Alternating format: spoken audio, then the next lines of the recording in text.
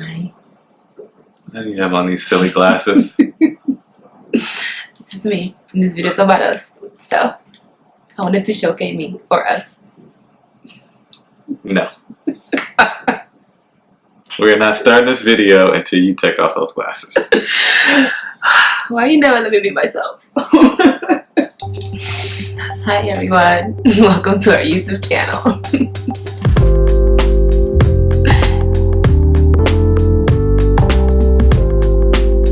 Hi everyone, my name is Yanori Pouncil. I am the creator behind IamHealthyFit.com, a blog dedicated to teaching women of color how to live healthy and happy lives.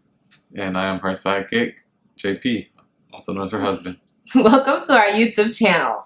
Today we are going to be talking about us. We've made a couple of videos so far, and we wanted to get an opportunity to tell you a little about who we are, how we kind of got together, and how we ended up here. Why don't you tell us a little bit about yourself? Well, I'm originally from Honduras, from a small village. I have 2 siblings from my mother's side of the family, and I have about 2 or 3 from my dad's side of the family. The line is a little blurry. I am the middle child, so my younger sister I am 11 years older than her, and my older brother, I am 9 years younger than him. So lots of space there. What else? Oh, I moved to New York in early 2000s, and I went to middle school, high school, college, graduate school, all in New York, different parts of the state. And after that, I moved to Washington, D.C. with the man. With me. So, babe, why don't you tell us a little about yourself? Oh, thanks, babe. I am originally from Flint, Michigan. Yes, that Flint, Michigan. Went to school there as well for college, undergrad. Moved to New York for grad school. So I've lived in a couple different places. Also lived in Virginia a little bit. I have 2 siblings. I have a younger brother and a younger sister. My younger sister lives here in DC and actually works at the same organization that I do. So it's good to have her around. And while Miss Garcia here, or my wife now, Miss Pouncil, was running around in grad school, I was running around for doing consulting, technical consulting, so traveling a lot. But as she had mentioned, once she finished grad school, we decided to settle down here in DC. And although he moved to New York to do work, also for his graduate work, that's not where we met. So if you were wondering how we met, that's not it. We're going to get to that in a little bit. For the woman who was always in New York, the year or 2 years that I actually lived in New York, she wasn't even in the country. So I really wasn't. So that's crazy how life works. Yeah, we honestly don't even know exactly how we met. We think it might have been at RIT. I know how we met. In my mind, it plays out that we met out of my undergraduate alma mater, Rochester Institute of Technology, while he was on a road trip. On co-op. Yeah, in Ithaca. Oh, yeah. You were in Ithaca. And you came to party at my school. I might have came to have a good time. He came to party at the school. And I'm pretty sure that's how we met. Because I distinctly remember us having a conversation about a couple that was dancing, slow dancing to chicken noodle soup. I remember that conversation as well. Oh, college. But it was honestly, it was a year between that interaction and us actually connecting once again at a NSB convention. Through Facebook. Those that remember the era, they can't get it thing on Facebook. That's kind of how, he slid into my inbox. The original DMs. With the original DMs, with a hey stranger, can't get it, smiley face. And smiley face is still around. Yeah, those are still pretty efficient. And then we interacted at an SB conference because we were both very involved with SB. And after that, we kind of went years without talking to each other. Yeah, I went back to co-op and I went back to life. School and life. And I think that was 2008. That was 2008, I remember. And we did not connect back until 2010 when I was graduating 2 years later. Mm-hmm. And once again, hey, what's up? And I was like, hey, what's up? And this has been it since. Yeah, a couple years we were long distance while I was working and she was still in New York, finished her degree. We were dating. And then asked her to be my bride on my birthday. Yeah, let's talk about that for one second. So it was his birthday. I planned a trip. We came to DC and I planned this big thing for him. Invited all our friends to come over. I cooked every single thing that was served because that's just the type of person that I am. Oh, really? And my friends were like, aren't you gonna get dressed? Aren't you gonna get ready? And then I'm like, I'm ready. This is not even for me. This is for him. So I don't know why y'all pressing me to get ready. And before I left New York, my mom looked at my hair and she said, "You're not nothing with that?" I was like, "What's wrong with my hair?" She's like, "Oh, nothing. I'm just saying, you new generation don't care about your hair." And she kind of guilt tripped me to go in to get my hair done. So I went to get my hair done because she was like, "It's gonna be your boyfriend stuff, and you're gonna look like that." Blah blah blah. And I'm just like, "Okay, mom, you're going a little too hard." Mom right now. already knew, so. So I went and got my hair done and my nails done because discussions were happening. And then the day of, my best friend, who ended up being my maid of honor, she was like, "You're not gonna go get dressed?" And I really couldn't. I'm like, "Why? Why am I getting dressed?" Why is everybody pressing me? Everybody pressing me to go get dressed. Eventually, you look horrible. I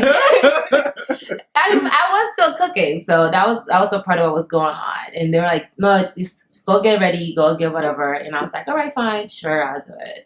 So I went and got ready, came downstairs, and I don't know, babe. I don't know if you want to get into that. Probably not. I just told her, I like you a lot.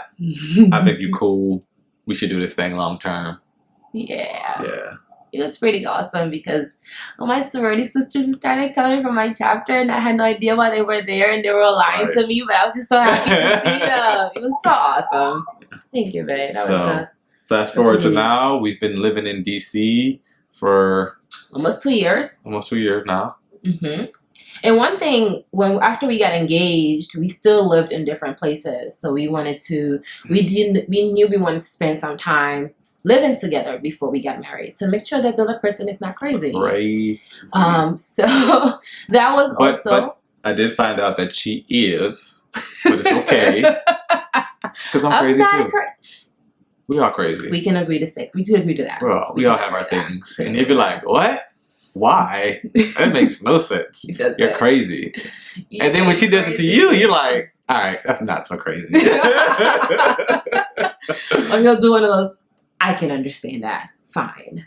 That means that I'm not crazy." Does it? Yeah, it does. Right. So before we got married, we did do pre-marital counseling. Yes. It was part of us. Once we moved in together, we started realizing that we had some challenges that we hadn't encountered before because we were never around each other this much.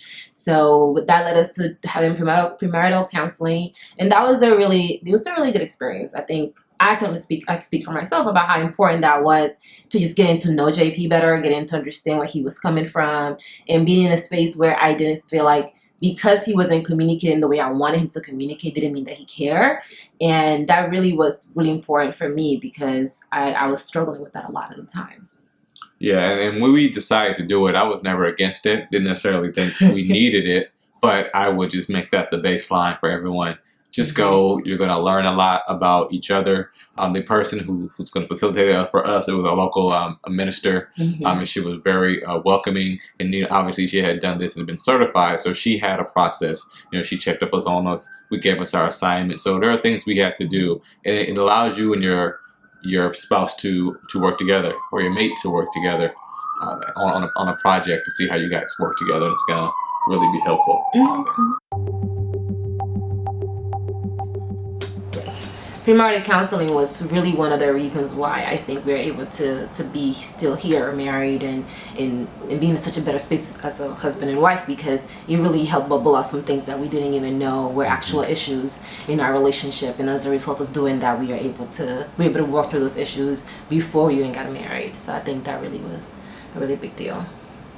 Right. So if there's one takeaway from all of that, we both would say that it's communication. Yes. Communication is key. Yes. And it's not just one level of communication. There are multiple.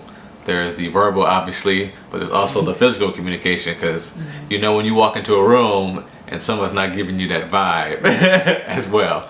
But we think when you talk about communication, it's just first have conversations that you are comfortable having. You're just gonna have to get used to not wanting to talk about stuff, but it's important to get it out there. And it's also important to listen and not judge the other person based on what they say. We all have different opinions, especially, you know, with the election. Everyone has their opinion these days. It's hard not to have an opinion. But, you know, in that same vein, you have to step back and remember that this is the person that you have to roll over every morning and look in the face and say, hey, I want to continue with you. So it's to your advantage to talk about pretty much everything. Yeah. I mean, we are on the same page politically, so that's not an issue, particularly in our marriage. But I know of people that's an issue for them. So I think when you talk about how do you make it work, how do you set a good foundation for your relationship, being transparent, it's a really big part of it. Being honest always to each other, even when the person doesn't like it. This gonna make you a stronger couple, a stronger partnership, because then you know that person will know that no matter what, you will always be able to get the truth from them, and that has really no price in your relationship. So, in knowing when to ask for feedback, I think the other thing that I do is I have some friends that I might talk to sometimes if I'm having an issue, just to get perspective on some things. And it's a very limited number of people that I do that with in a very limited number of situations, because they always say at the end, you have to talk to your husband. So I think always remembering that your best friend, your partner really should be, if he's not your best friend or she's not your best friend, that's really a quality that you can really build off of, because you miss your best friend. Right. And you don't want to be upset at your best friend for too long, because you're like, you're my best friend, I can't tell you anything because I'm mad at you and I hate it. So I think the fact that JP is my best friend, it makes things easier and harder at the same time, because sometimes I want to joke. I will also say that we have a good foundation. We didn't really come in with a lot of drama or lies about things, because I was very honest from the beginning, and she doesn't hold her tongue on too much. So, but it's understandable. I do know situations where, you know, people's backgrounds catch up with them, and you have that baggage still with you, even though people may or may not say, I'm not gonna remember those things, or I'm not gonna bring up the past. We all know it's still up here, and people are still thinking about the past. I still think about the past thing. So, not saying that it's easy, but, you know, communication, you have to, even if you sit down today and have a conversation and say, babe, I want to have a better communication with you, I think that's a good start. Yeah, because ultimately it all comes back to health and your wellness. And if you're not being able to get those things out, that's only going to fester in, and you're going to internalize a lot of that stuff, and it's going to reflect in other areas of your life. And you don't want to hold on to any of that stuff. You want to be able to have a healthy relationship, but also you yourself be a healthier person. And I think when you think of relationships, the person's energy you will feed off of that energy. So you want to make sure that your energy is feeding the right thing to other people, but you want to make the people that you surround yourself with also have a good energy for you, so that you're elevating yourself and not the other way around. So elevate each other. Elevate each other. That is it. I think that's about it. All right, guys. If you want to know more, you can drop a question in the comments below, and we'll be willing and able to tackle it maybe next time. Yes, please ask questions. We love talking to you guys, especially talking through and helping you talk through some of the things you may have around maybe in communication. So leave the good questions, please. As always, thank you so much for watching our video. Subscribe, please. Share with your friends if you enjoy this. Share with your family members. Share with your partner if you're trying to get the conversation started.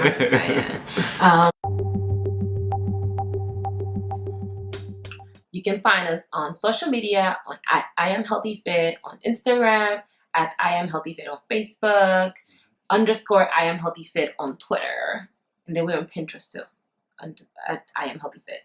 All of this is below in the description, so you're gonna be able to click there and find it very easily. Where can they find you, babe? You can find me on Twitter at Gerard Pouncil. You can also check out my new website, www.gerardpouncil.com. Yeah, relaunch. Don't call it new. Relaunch my website. When did you relaunch? New project. You missed the launch party? Apparently. You missed it. Apparently. So that's Twitter. That's your site.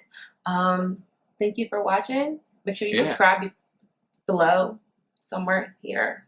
And we'll see you next time. Bye.